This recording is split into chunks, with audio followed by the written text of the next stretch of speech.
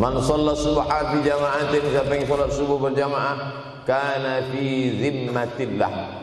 Dalam hadis yang lain, siapa yang salat subuh berjamaah, maka sampai petang sampai malam nanti dia akan mendapatkan zimmatillah, tanggungan. Makna tanggungan, dipelihara, dijaga Allah zahir dan batin. Kalaupun dia mati hari itu, matinya dalam istiqamah dan husnul khatimah. Tapi dalam hadis ini cuma 3 Ustaz. Idza haddatsa kadzaba, bicara dusta. Wa idza wa'ada akhlafa, kalau berjanji ingkar. Wa idza tumina khana, kalau diberi amanah berkhianat.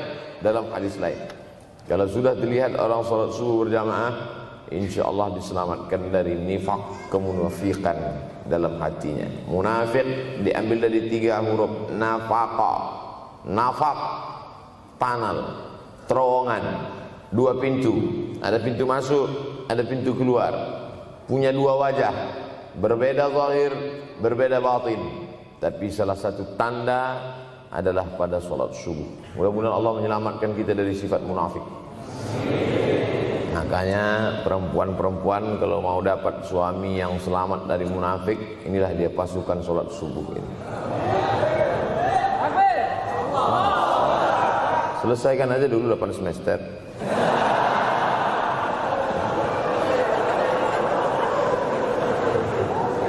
Imam Abu Ja'far Al-Barzanji menulis dalam syairnya, walamma tamma min hamlihi, ketika sempurna hamil Aminah, syahrani 2 bulan, ala ashhuril aqwalil marwiyah, menurut riwayat yang masyhur, tufiya bil Madinatil Munawwarati abuhu Abdullah, meninggallah abuhu, bapaknya, bapak Nabi Muhammad SAW, Abdullah bin Abdul Muttalib bin Hashim bin Abdi Manaf bin Qusay, di kota Al-Madinah Al-Munawwarah. Ketika itu usia Nabi 2 bulan dalam kandungan. Setelah itu Nabi SAW pun lahir, dibesarkan dalam peluk cium kasih sayang Aminah. Lalu kemudian pada usia lebih kurang 4 tahun dibawa lagi ziarah ke makam ayahnya. Dan dalam perjalanan pulang dari ziarah itu meninggal pula Aminah. Apa pelajaran yang ingin diambil dari kematian ayah dan ibu Nabi ini? Banyak analisa sesuai dengan ilmu orang masing-masing. Bagi psikolog yang katanya pengaruh akal manusia itu dipengaruhi 4, maka kata mereka manusia ini berpikir itu dipengaruhi oleh pertama ayah, yang kedua ibu, yang ketiga bacaan, yang keempat lingkungan. Maka Allah ingin membersihkan Nabi Muhammad sallallahu alaihi wasallam dari 4 ini. Apakah akal Nabi Muhammad itu dipengaruhi oleh ayahnya? Tidak, karena dia tidak sempat bertemu. Apakah Nabi Muhammad SAW itu akalnya dipengaruhi oleh ibunya? Tidak, karena 4 tahun sudah meninggal dunia. Apakah Nabi Muhammad SAW itu dipengaruhi oleh bacaannya? Tidak, karena Nabi tidak bisa membaca. Walladzi ba'atsa fil ummiyina rasulan minhum, Allah yang mengutus dia kepada umat yang ummi, la yaktub wa la yaqra, tak menulis dan tidak membaca. Minhum, dan dia bagian dari mereka, dia juga tidak bisa tulis baca. Apakah Nabi Muhammad SAW itu dipengaruhi oleh lingkungannya? Tidak, karena di lingkungannya zina begitu bebas, tipu muslihat, dan dia tetap dengan jati dirinya bergelar Al-Amin, orang yang paling amanah menurut para psikolog. Tapi ada analisa lain. Mengapa ayahnya meninggal ketika dia berusia 2 bulan dalam kandungan, dan belum sempat pula dia mendapatkan kasih sayang seorang ibu? Di situ pula dia meninggal dunia, ibunya saat dia berusia 4 tahun. Maka salah satu analisanya adalah Allah ingin menjaga Nabi Muhammad SAW tidak sempat durhaka pada ayah dan ibunya, karena orang yang durhaka tak layak menjadi rasul utusan Allah Subhanahu wa ta'ala. Makanya sehebat-hebatnya bapak Nabi Ibrahim bernama Azar. Apa kata Azar? Wa idh qala Ibrahimu li abihi Azara. Ingatlah ketika Ibrahim berkata kepada bapaknya Azar, atattakhidhu asnaman alihah. Mengapa engkau menjadikan berhala ini sebagai Tuhan wahai bapakku Azar? Apa jawab Azar? La illam tantahi, kalau kau tidak berhenti menceramahi saya, la arjumannaka, aku lempar engkau pakai batu. Wahjurni maliya, tinggalkan aku untuk waktu yang sangat lama. Pergi sana, kata Azar. Apa jawab Nabi Ibrahim alaihissalam? Salamun alaika, selamat untukmu wahai ayahku Azar. Aku akan memohonkan astaghfirulaka rabbi, memohonkan ampun kepada Allah dosa-dosamu supaya diampunkan Allah. Innahu kana bi hafiyya, sesungguhnya Allah amat sangat sayang dan mengabulkan doa-doa. Nabi Ibrahim sempat bertemu dan tidak melawan. Tapi Nabi Muhammad sallallahu alaihi wasallam beda dengan Nabi Ibrahim. Allah buat Ibrahim tidak melawan, tapi ayahnya menjadi durhaka kepada anak. Sedangkan Nabi Muhammad sallallahu alaihi wasallam dua-dua dan dijaga Allah Subhanahu wa taala. Nabi Muhammad dijaga sehingga tidak sempat durhaka kepada Abdullah dan Aminah, dan Allah pula menjaga Abdullah, menjaga Aminah sehingga tidak sempat menyakiti manusia yang paling mulia, Nabi besar Muhammad sallallahu alaihi wasallam. Saya tidak memilah-milih nabi-nabi karena kita memang tidak boleh la nufarriqu baina ahadim mir rusulih. Kita tidak boleh membeda-bedakan antara satu nabi dengan nabi yang lain. Lalu yang membedakan itu siapa? Allah Subhanahu wa taala. Dari cara panggilnya saja berbeda. Kalau Nabi Adam dipanggil Allah, ya Adam, uskun anta wa zawjukal jannah. Nabi Yahya dipanggil Allah, ya Yahya, khudhil kitaba biquwwah. Nabi Isa dipanggil Allah, ya Isa, inni istafaituka 'alan nas. Tapi Nabi Muhammad sallallahu alaihi wasallam, Allah tidak pernah manggil dia ya Muhammad. Allah panggil dia dengan dua sebutan. Pertama, ya ayyuhar rasulu balligh, wahai rasul. Dalam panggilannya yang lain, ya ayyuhan nabiyyu jahidil kuffar. Bukan kita yang membedakan, Allah yang membedakan cara panggilan untuk Muhammad sallallahu alaihi wasallam. Begitu juga dengan berdoa. Kalau Nabi Musa alaihissalam dia yang berdoa, Rabbis shrahli sadri, lapangkan dadaku, wa yassirli amri, mudahkan urusanku. Tapi Nabi Muhammad tidak berdoa, Allah langsung memberi. Apa kata Allah? Alam nashrah laka sadrak. Apakah belum kulapangkan dadamu? Wa rafa'na laka dzikrak. Kami angkat beban. Allazi anqadha dhahrak, yang membebani pundakmu. Belum dia berdoa, sudah dikabulkan Allah, karena janji Allah kepada dia, wala saufa yu'tika rabbuka fatarda. Apapun yang kau mau akan kuberi. Salah satu penyebab Allah memberi apa yang dimau sebelum meminta adalah kalau tidak pernah durhaka kepada orang tua. Oleh sebab itu judul yang diberikan kepada saya, Ustaz Abdul Somad, nanti tablik akbar di kampus Universitas Ahmad Dahlan. Apa temanya? Biasanya saya diberikan tema untuk anak-anak muda meraih masa depan bebas narkoba dan pacaran. Apa temanya untuk anak-anak muda? Bagaimana pokoknya. Tapi di Universitas Ahmad Dahlan saya diberi tema. Apa temanya? Birrul walidain. Masya Allah. Saya bilang alhamdulillah, untung saya nggak dikasih tema birruz zaujatain. Artinya apa? Sehebat apapun prestasi akademikmu, kalau sampai tidak memuliakan orang tua, hampa di hadapan Allah Subhanahu wa taala. Ada seorang laki-laki, kata Nabi, kalau nanti dia datang kemari minta doa sama dia karena doanya makbul.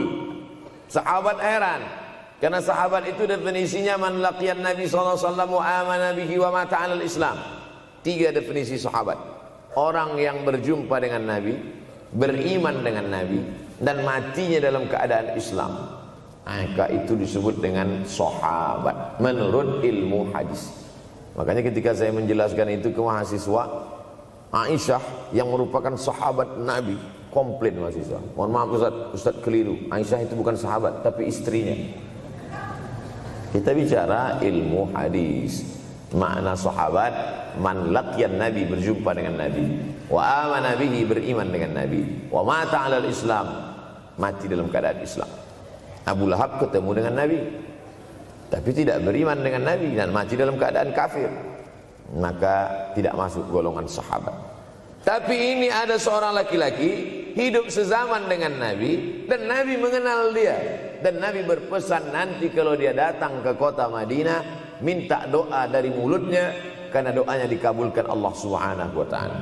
Sahabat heran, kami yang hidup bersama engkau, kami yang berperang bersama engkau, kami yang sholat di Masjid Nabawi bersama engkau, kenapa doa dia lebih makbul daripada kami? Malah kami meminta doa dari mulut dia. Tapi tidak boleh membantah dan melawan Nabi. Pokoknya nanti kalau dia datang kemari minta doa kepada dia. Setelah Nabi Muhammad SAW meninggal dunia, laki-laki itu pun sampai ke kota Madinah, berjumpa dengan sahabat. Sesuai dengan yang dijanjikan Nabi, mereka pun meminta doa kepada dia. Namanya Uwais Al-Qarni. Makanya Uwais Al-Qarni tidak ada masuk dalam buku biografi sahabat. Kalau mau mencari biografi sahabat Nabi, buka kitab namanya Al-Isabah fi Tamyizis Sahabah, atau baca juga Usudul Ghabah fi Ma'rifatis Sahabah, atau baca juga Al-Isti'ab fi Ma'rifatil Ashab. Itu memang buku biografi isinya sahabat Nabi semua. Sahabat Nabi klasifikasi. Yang pertama Al-Ashra Al-Mubasysyaruna bil Jannah, 10 sahabat yang dijamin masuk surga. Level kedua sahabat Nabi yang ikut perang Badar. Berikutnya sahabat Nabi yang masuk Islam sebelum hijrah. Berikutnya barulah ujung sahabat Nabi masuk Islamnya setelah hijrah, setelah Islam kuat, barulah dia masuk Islam. Tapi nama Uwais Al-Qarni tidak ada di dalam, karena dia tidak cukup syarat untuk menjadi sahabat, karena dia tidak pernah berjumpa langsung dengan Nabi Muhammad sallallahu alaihi wasallam. Tapi kenapa doanya makbul? Ternyata dia tidak berjumpa dengan Nabi bukan karena dengki, bukan karena musuh, bukan karena tidak beriman. Dia tidak jumpa dengan Nabi, salah satu sebabnya adalah karena dia menjaga ibunya di Yaman. Makkah di tengah, Yaman di bawah, Syam di atas, negeri Syam. Tak ada hubungan dengan negeri paman Syam. Syam di atas, Yaman di bawah, Makkah di tengah. Liila fi Quraisy, perjalanan orang Quraisy. Ila fihim rihlatash shita'i was-shaib, perjalanan syita musim dingin, shaif musim panas. Musim dingin mereka ke Yaman, musim panas mereka pergi ke negeri Syam. Kenapa dingin ke Yaman? Karena Yaman ini kalau musim dingin tidak terlampau dingin, salju tidak turun. Kalau pergi ke negeri Syam, salju turun. Palestina, Yordania, Suriah, Lebanon. Suriah, Lebanon ada salju. Maka musim panas Nabi pergi ke negeri Syam, karena kalau musim panas di Yaman panas sekali. Sedangkan ke negeri Syam panasnya tidak seberapa. Perjalanan orang Arab Quraisy ini diceritakan Allah, di negeri Yaman itulah tempat kampung Uwais Al-Qarni. Tidak sempat dia berjumpa dengan Nabi, tapi doanya lebih makbul daripada orang-orang yang berada bersama Nabi, karena keutamaan berbakti kepada ibu. Kalau sama ayah boleh ngelawan Pak Ustaz? Enggak juga. Jangan ini nanti dijadikan dalil. Kamu kenapa lawan bapakmu? Ada seorang laki-laki. Ini kadang jamaah pandai motong-motong ceramah saya, hanya untuk mencari pembenaran. Sedangkan kita ngaji ini mau mencari kebenaran. 1000 dalil bagi orang untuk mencari kebenaran, tapi ada 1001 hujjah untuk orang yang suka mencari pembenaran. Nah, jadi kalau saya bicara tentang ibu, sesungguhnya ayah sudah masuk, karena tanpa ayah kita juga bukan apa-apa dan bukan siapa-siapa, walaupun jatah ayah 1/3, sedangkan ibu lebih daripada itu. Man ahaqqun nas bi husni suhbati. Siapa orang yang paling layak mendapatkan baktiku ya Rasulullah? Ummuka. Summa man, siapa lagi? Ummuka. Summa man, siapa lagi? Ummuka. Summa man, abuka. Itu yang menyusun itu Nabi SAW, bukan saya. Itu makanya ibumu, ibumu, ibumu, bapakmu. Kenapa Nabi 3 kali? Kenapa Nabi menyebut laki-laki 1 kali, perempuan 3 kali? Karena ibumu mengandung, ibumu melahirkan, ibumu menyusukan. Siapa yang mau dapat 3 kali? Coba yang 3 ini. Mengandung, melahirkan, menyusukan. 3 ini belum bisa dilakukan oleh laki-laki dimanapun. Adapun merubah wajah sudah bisa. Makanya ada lady boy, wajah lady, betis boy. Tapi untuk mengandung tidak bisa. Ana Rahman, aku ini Rahman, kata Allah. Syaqaqtur rahim wa ja'altu lahu isman min ismi. Aku ciptakan satu makhluk di dalam perut perempuan, maaf, namanya rahim, dari namaku. Ini yang belum bisa dibuat dokter dimanapun di dunia ini, menciptakan rahim, belum bisa. Andai terpecah rekor ini, maka kebanggaan luar biasa bagi LGBT. Tidak bisa. Sampai hari kiamat tidak akan bisa, janji Allah. Karena Allah mengatakan dalam hadis qudsi, Ana Rahman ja'altu lahu isman min ismi. Maka ada satu makhluk dalam perut perempuan yang diciptakan, diambil dari Asmaul Husna. Sehebat-hebatnya laki-laki, dari ujung rambut sampai ujung kaki tidak ada di tubuhnya ini yang diambil dari Asmaul Husna, tak ada. Bahwa namanya dari Asmaul Husna ada, Abdus Somad. Tapi ada makhluk di badannya diambil dari Asmaul Husna, itu hanya ada pada perempuan. Oleh sebab itu perempuan luar biasa. Makanya kampus Universitas Ahmad Dahlan memuliakan perempuan. Mana perempuan? Di atas letaknya. Makanya saya tidak terlalu berani mendongak ke atas. Begitu hebatnya perempuan. Perempuan adalah ibumu, perempuan adalah istrimu, perempuan adalah anakmu, perempuan adalah adikmu. Maka saat engkau memuliakan perempuan, engkau sedang memuliakan 4 aspek dari kehidupan. Ketika Nabi Muhammad SAW diutus Allah ke atas muka bumi ini, salah satunya adalah mengajarkan manusia bagaimana menempatkan pada posisinya. Posisi dia adalah tempat kita menumpang. Ketika ada seorang laki-laki yang sudah sukses diwawancarai, siapa orang yang paling berjasa dalam hidup Anda? Dulu waktu saya merantau ke Yogyakarta, belum ada apa-apa, saya sempat numpang di rumah dia selama 4 bulan. Kata seorang artis dalam sebuah wawancara. Begitu bangganya dia berkata, itulah orang paling berjasa kepada saya karena saya sempat numpang di rumahnya 4 bulan. Tapi ada yang dia lupa, bukan rumahnya yang kau tumpang, bukan ruang tamunya yang kau diami. Sempat numpang di perutnya 9 bulan 10 hari. Tak pernah kau sebut.